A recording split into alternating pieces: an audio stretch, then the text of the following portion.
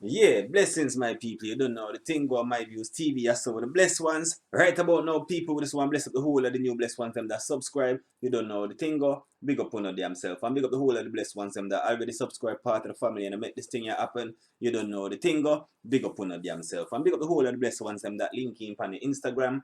You don't know the thing go. Big up on damn self. See, right about now, blessed ones, we just want to say, in this video, you might see some violent scene, you might hear some things, some inappropriate language that you might not like. This might be the video for you. So if you don't wanna see a video like this, go over to another channel or go watch another video that's more appropriate with you. And with that said, we just hope say in all of this we could learn something from these videos. You see what I mean? You know what I mean? We hope we could learn something from these videos in some sort of way. You know what I mean? So My Views TV, you know that we don't promote violence in no sort of way. We don't encourage violence and we don't glorify violence either. So let me watch this now, blessed ones. Excuse me. Let me watch this now and see what it's about. This one is two men shot dead after asking for directions. Now, just like you asking yourself, I'm asking myself the same thing. What do you mean two men shot dead for asking direct? Let's get into this one, blessed ones, and watch this one. These are the kind of things that's happening out in the world. And maybe check out the name again, but from you check out Savage from the Six. You got the right one. Big up your damn self. Mine and Soul. Sunday, January Mine 31st, Soul, something like that. 2016, in downtown Toronto. The entertainment district was busy as everyone just finished their Saturday night clubbing. It was nearing 3 a.m. and the clubs were closing, so most people decided to call it a night, but some wanted to continue partying. That was the case for three friends, 31-year-old Stuart Douglas, 29-year-old Quinn Taylor, and 26-year-old David M&S.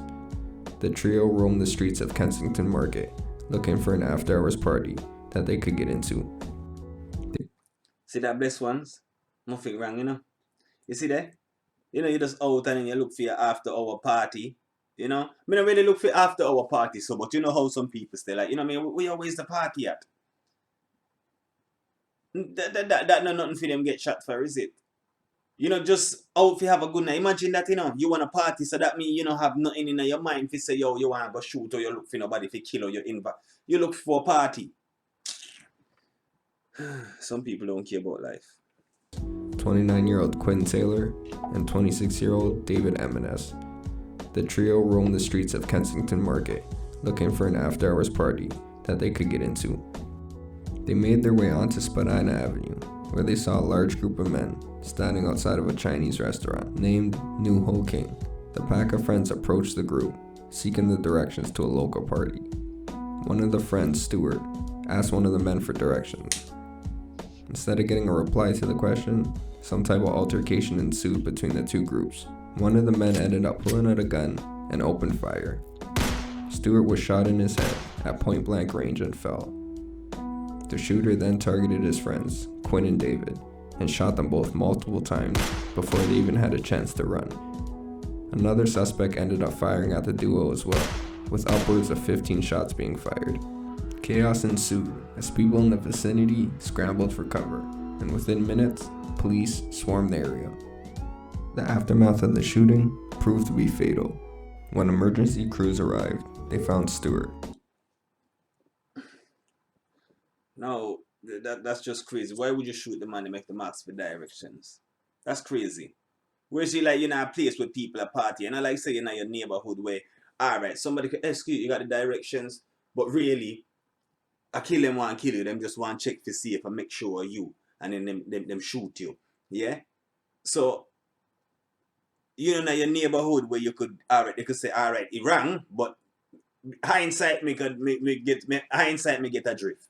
Cause you know your neighborhood and this man come up to you and two man over there and one man come up to you and say, oh, you got directions. Say, well, yo, how did you find yourself in my neighborhood if you didn't know where you're going?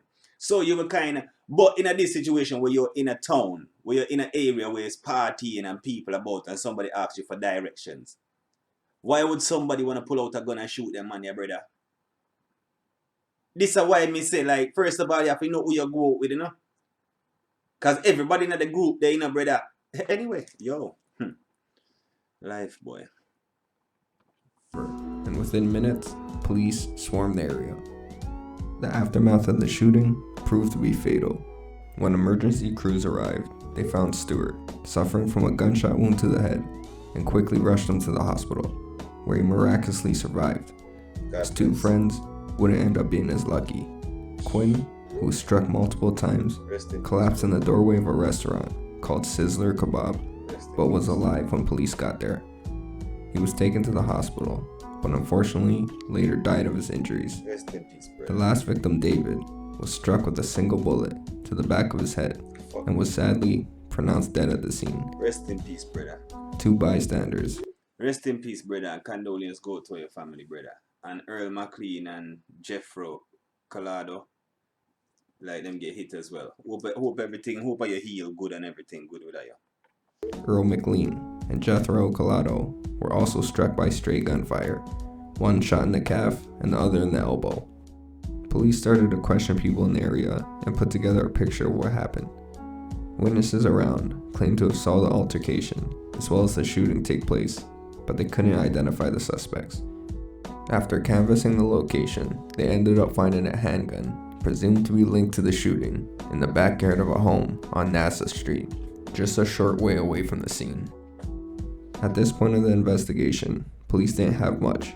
They just knew that they had more than one person of interest. It's reported that all the victims of the shootings had no gang ties, which made a motive for the murders unclear. After almost 2 weeks of investigating, the police were able to acquire some surveillance video footage from around the scene. They then captured a few still images from the video, and on February 10th, 2016, they released the pictures to the media. Once the pictures reached the public, countless anonymous tips started to flood in, and within just a couple of days, the police managed to make an arrest.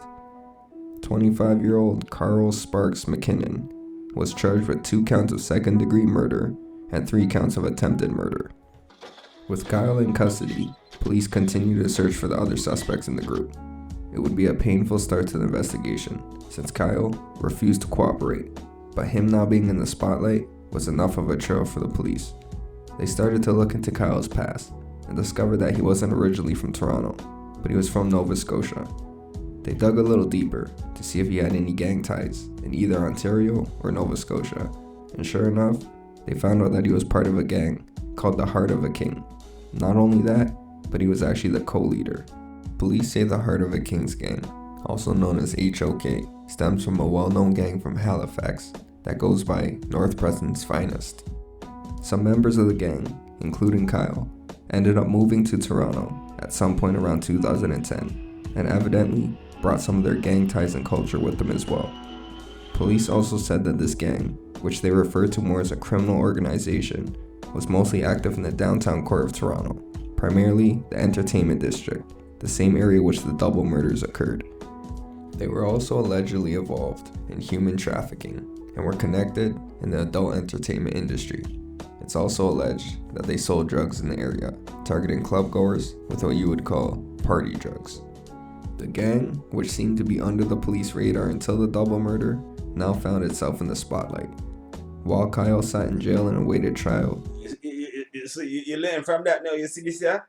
The gang under the radar, yeah? Until the double murder. Innocent people get shot, now them pan police radar. Before that, they them a do them thing and a go on a slide and everything good. Yeah? Them up on the radar, like, you know what I mean? Everybody is slide on. But then, sometimes you bring down yourself, you know. Sold drugs in the area, targeting clubgoers with what you would call party drugs. The gang, which seemed to be under the police radar until the double murder, now found itself in the spotlight. While Kyle sat in jail and awaited trial, his gang, Heart of a King, would start to be monitored and heavily investigated over the next few months. Not only was the gang's operation as a whole targeted, but police had confidence that the other suspects in relation to the shooting were associated with this gang. The investigation would officially be called Project Sizzle, with a name that sounds pretty similar to the name of the restaurant where Quinn collapsed. By early June of 2016, investigators had gathered enough evidence to be granted search warrants on multiple residences associated with the HOK gang. On the morning of June 2nd, tactical teams from 10 Ontario Police Services executed Project Sizzle and conducted 42 search warrants across GTA, with even a few raids happening in Montreal. The aftermath was over 50 alleged HOK members being arrested, sharing a total of 285 charges.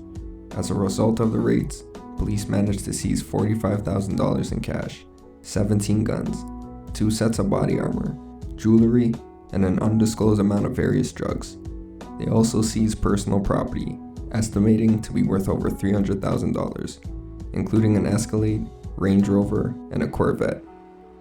The investigation of Project Sizzle only took place for a few months, but the sting seemed to deal some damage on the operations of the Heart of a King gang. With dozens of members being arrested, the police now had a fresh batch of suspects to scrutinize in relation to the double murder. Under close examination, they were able to connect members of the gang to another shooting that took place in the inner city, just a few months before the incident on Spadina Avenue. On October 31st of 2015, Halloween started off deadly as a shooting occurred during the early hours of the day. Officers were called to the area of Yonge and College Street at around 2:30 a.m. when someone reported a car collision. When they arrived to the scene, they found a man sitting in the driver's seat of a wrecked car, suffering a gunshot wound to his chest. Unfortunately, the victim was pronounced dead at the scene. He was identified as 25-year-old Charles Shillingford. The police concluded that Charles was shot at a different location nearby and tried to leave the area, but ended up crashing. They believed it was a targeted shooting, but they had no suspects or leads, and it remained like that for about 6 months, until they launched Project Sizzle. They were able to connect 4 HOK members to Charles' murder, one of those being Kyle, who at the time was already in jail for the 2 other killings. He now faced a new first-degree murder charge on top of the others. Another member who was arrested was Kyle's half-brother, 33-year-old Jamal Richardson, who was known as Bambino. He would end up being a significant suspect for the police because they determined that he was the ringleader of the Hearts of a King gang. He too was charged with the first-degree murder of Charles, amongst 12 other charges. Jamal was the said mastermind behind the operation of the HOK gang, and he wasn't shy to show off his proceeds of crime, flaunting expensive clothing, jewelry, and even owning a Bentley. He also had some ego-fueled self-portraits painted for him. Jamal being in custody was highly detrimental to the gang, as he was basically the brain of the organization. Although the police now had charges laid in a separate shooting, they still weren't able to come up with any more leads. And you see that blessed ones? Man, them a do them thing and they make bag of money, you know, and what messed them up? They shoot, you know, 2 man, just 1 man come ask for direction. A group of man, you know, come and ask for direction, blessed ones. And your brethren back out him gun and shoot them, brother. Huh? You see me say, man ask for direction in a brother and you back out your gun and shoot them. And you got all the business there go on. So all this business gone down the drain now. All the money get locked up. Leader get locked up. And a charge with murder as being part of the gang. When 1 man decide to back out him gun and start shoot. Yo, I'm tell you, you must watch how you roll with brother. You got these brethren that have a hot head and brethren don't care, my man would do this. Brother, sometimes it no good enough. Come on, man. Watch out. 1 man back out him gun and start shoot the man them in a brother. And bring down a whole empire, you know. Self-portraits painted for him. Jamal being in custody was highly detrimental to the gang, as he was basically the brain of the organization. Although the police now had charges laid in a separate shooting, they still weren't able to come up with any more leads in relation to the double murder on Spadina. Determined, they continued to investigate the leader as well as his gang, hoping they could eventually identify the second shooter, and frankly, they did. In February of 2017, around a year after Quinn and David were killed, police had announced that they made a second arrest in connection to the murders. Jamal Bambino Richardson, who was already in jail for a while at this point, was charged with 2 counts of second-degree murder and 3 counts of attempted murder, on top of his slew of previous charges. He was determined to be the second suspect who was seen firing at the men on Spadina Avenue. Okay, 2 people they shoot after them. So even worse. 2 man start shoot after. Hey. So see there? Even worse. And are you the leader, you know? Are you the leader of the gang and this is what you do? Really? Are you the leader of the gang and are you out there and go bust your thing just like that for no reason? You see? Some people deserve what them get, brother. Some of these crew, are you bring down on yourself, are you do a great job, brother. Are you differently to killing the man them, brother. Differently to killing the man them. If I never kill the man them and it happened differently, you did a great job bringing down on yourself. But because you kill them man them or you kill innocent people, so I can't say you did a great job. But at least the power of the youth them where you kill, you kill them innocent youth there, and then spirit so strong, look there, you kill them, and that they mash up your whole empire. And you're gonna look back on it and say, yo, we never had to shoot the man them, you know. This is why me here now. This is why me not get a pump. This is why me here so. This is why me lose everything. Because me just decide to shoot 2 innocent people for no reason. And now me here so. So the youth them win. Them spirit win. But me sorry that I saw them had to win. February of 2017, around a year after Quinn and David were killed, police had announced that they made a second arrest in connection to the murders. Jamal Bambino Richardson, who was already in jail for a while at this point, was charged with 2 counts of second-degree murder and 3 counts of attempted murder, on top of his slew of previous charges. He was determined to be the second suspect who was seen firing at the men on Spadina Avenue. There was some closure for the families of the victims, as well as Toronto as a city, now that the people accused of killing 2 innocent men, for seemingly no reason, were now behind bars. The 2 half-brothers would now sit in jail and await trial for their list of heavy charges. A year or so would go by, and the pair would wait patiently for their turn in front of a judge, but not without incident.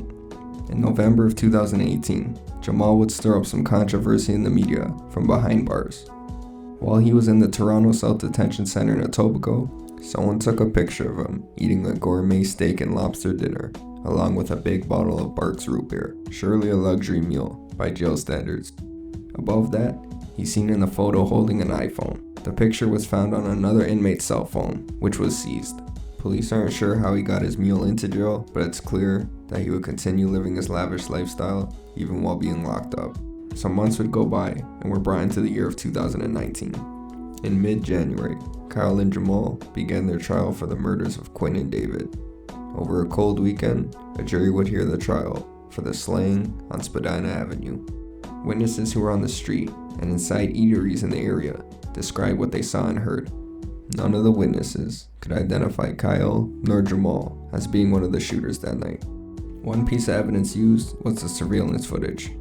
Their surviving victim, who was still alive despite being shot in the head, described the person who shot him as wearing the same clothes that Jamal can be seen wearing on the images released. Another piece of evidence brought forward was the fact that before Quinn died, he told an arriving officer that the person who shot him was a mixed-race man, wearing a red shirt and a gold chain, apparently the same clothing seen on Kyle in the video. This dying declaration would seem to play a big factor in the case. With all the evidence put forward, it was now left to the jury to make a decision. Hold on, bless ones. Sorry about that, bless ones. The jury had came to a conclusion. Let me just play it back a bit, bless ones. Sorry about the thing. You know, we just learn this thing, so sorry about that, bless ones. Shirt and a gold chain, apparently the same clothing seen on Kyle in the video. This dying declaration would seem to play a big factor in the case. With all the evidence put forward, it was now left to the jury to make a decision. After just 2 days of trial, the jury had came to a conclusion. Kyle Sparks McKinnon was found guilty of 2 counts of second-degree murder and 3 counts of attempted murder. The judge gave him 2 concurring life sentences with no chance of parole for 22 years. His half-brother, Jamal Richardson, was surprisingly exonerated on all charges, despite the surviving victim testifying that it was Jamal who had shot him. It's alleged that there was up to 8 men in the group that night, and Jamal claims that someone else was the second shooter, not him. Kyle and Jamal both still face the first-degree murder charge for Charles Shillingford as well, but there still hasn't been a trial for that, to this day. Jamal seemed to beat the double murder case, but he still had plenty of other charges to worry about. In February, Just a month after his previous trial, he was once again in court to face some of the other 12 charges that he acquired during Project Sizzle. Jamal pleaded guilty to various offenses, including being the leader of a criminal organization, human and firearm trafficking, possession of a loaded firearm, as well as committing fraud over $5,000. The judge sentenced him to 9 years in prison for his crimes, time he would serve while awaiting trial for his first-degree murder charge. The two brothers were finally off the streets. In the end, the shooting on Spadina Avenue just seemed senseless. A group of friends were just looking for a party and ended up asking the wrong group of guys for directions. The aftermath is 2 innocent lives being lost, both of whom had young children, and 2 people being sent to jail for a long time, and a lot of other lives being affected. For now, all we can say is rest in peace. Yeah, rest in peace, brother, to everybody that lose them life in the video, yeah, brother. Condolence go out to them family. Yeah, man, so you say blessed ones, look how life go down the drain like this, brother. You see it? You know, blessed ones, me hope you enjoy the one, yeah. Big up on your damn self. You don't know the thing go on MYVIEWSTV, so with the blessed ones.